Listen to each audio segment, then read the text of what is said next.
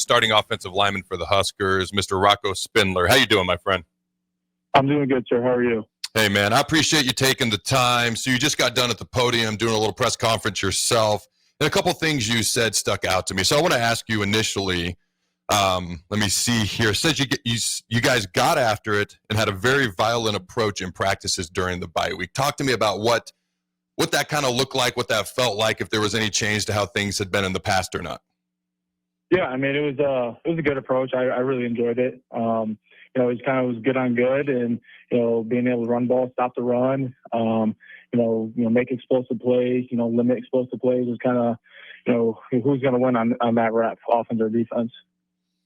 So was it kind of like a little bit of a fall camp practice type feel again, a little bit of vibe like that again?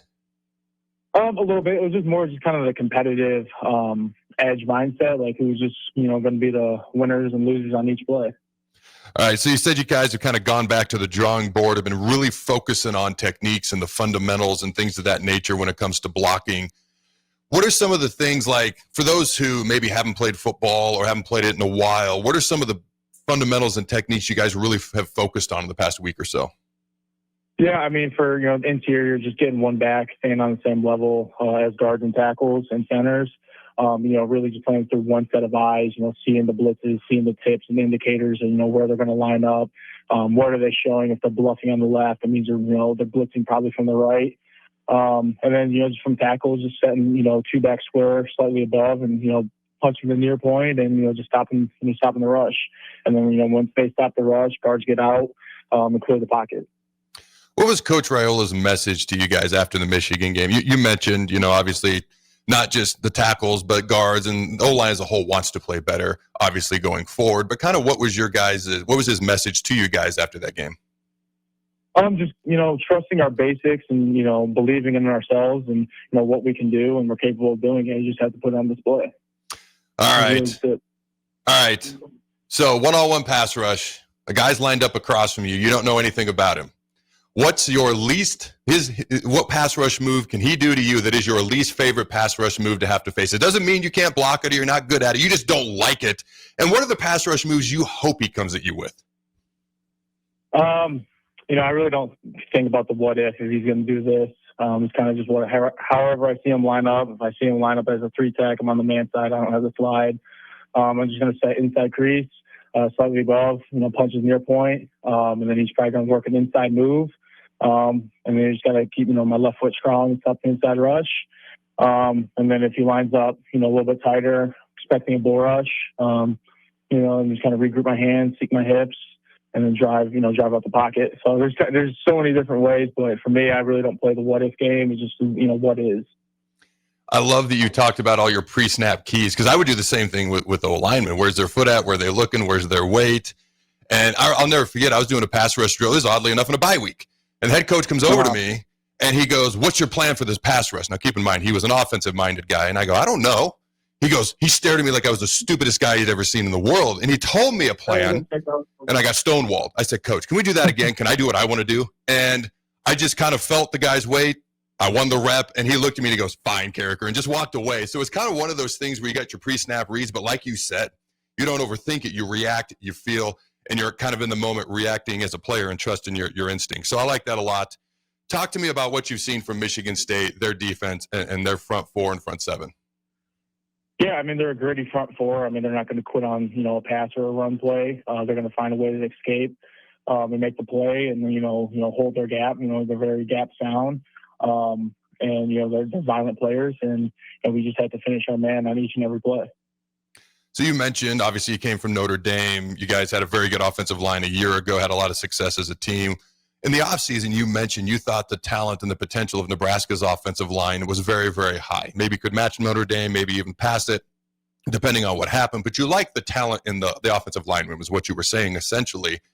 All right. How's that been playing out so far this season, and how has the offensive line improved all the way back from the preseason? Yeah, I stand by that, what I said. And I feel like we can just keep, raising up the level of standard of how we play on every day, each and every practice, each and every Saturday. As we keep growing as the season goes on. I mean, think of last year, we were taking our strides at the end of the season. So, right now it's, a couple new guys starting from, out of state. And, just guys just haven't been in this program for very long. And so you just kind of got to feel everybody, where their feet, where their eyes are going to be. And it just takes time, but, in the sense like we got to expedite some things. But I feel like, we have a chance to be something very special at the end of the year. Rocco Spindler joining us here on the Adam Carriker Show.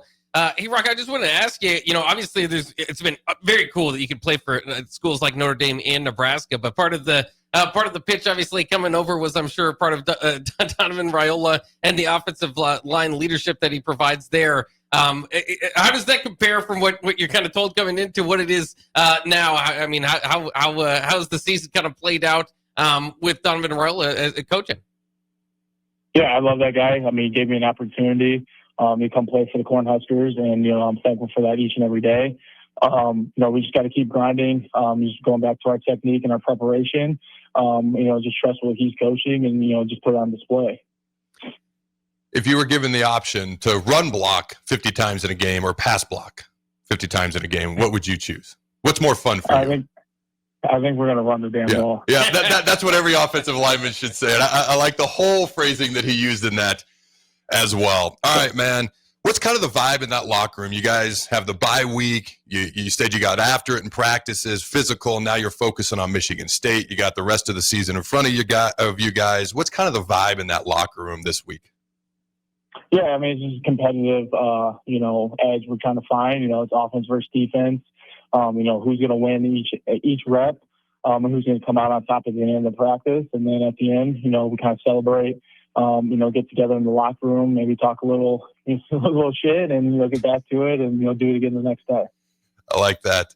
Who are some of the leaders on that offensive line? Because it's a very veteran group. I mean, you have 5 guys who've got double-digit starts at least, and some of you guys are well into the double digits as far as career starts and amounts and totals of starts. So who are some of the leaders on that offensive line? I mean, I would say everyone is a leader in this group. They bring their own, different vision of what they believe this O-line can be and what it has and where it can be. I feel like Teddy and Gunner, they're bought into Nebraska. They love this place. I swear they know everything from the coach to players from the 60s all the way to now. So they are bought in full Husker Nation. And then, you got, your interior guys like, Henry and Justin Evans. I mean, those guys are going to go to war, on each play and each rep and, not give, defense a chance. And then, myself, I feel like I, established myself, a few starts, underneath my belt. And, it's kind of that mentally and physically, guy that's going to go to war for his guys. Yeah, it's interesting. You seem to kind of have, at least from the outside, seem to be a pretty good leader on the team. And obviously coming in, like you said, with some experience, but kind of had to get to know the team. How long did it kind of take to kind of fill out what leadership role maybe was needed for you and what you could kind of do? Or did you just kind of come in with a plan and try to follow that? Yeah, I think maybe, a week. I kind of, got, the workouts down, my routine, in hand, kind of got to learn, a lot of the guys' names. I mean, there's a lot of players on this team. You get to know where they're from, at least on the offense side of the standpoint. And then, just, by week 2, week 3, we had just players only offensive line meeting, and we just talked about our burn and our why and where we see this group being. Last question for you, and I appreciate your time. Talking about strength and conditioning just a little bit, because every strength coach is a little bit different. It doesn't matter how good they are, how long they've been around, or how young. There's certain things that kind of are going to travel from every strength coach, yet every strength coach can be a little bit different. What are some of the similarities? What are some of the maybe differences from the strength and conditioning program here at Nebraska versus maybe what was at Notre Dame? Yeah, I mean, the strength and conditioning program here is elite, but also it's paired with an elite recovery and treatment plan as well. The sports science that goes involved, on each rep of your bench press or squat. It's paired with, what you should be doing recovery-wise. I necessarily didn't have that at my former place, but now it's something special, and you've never seen it. And, I can't really describe it over the phone. Like, you have to see it with your own eyes and be a part of it, what they're building here. It is pretty cool, Jake. It is pretty cool. All right, Rocco, I appreciate you. Thanks for taking the time. Good luck on Saturday. I appreciate it. Thank you.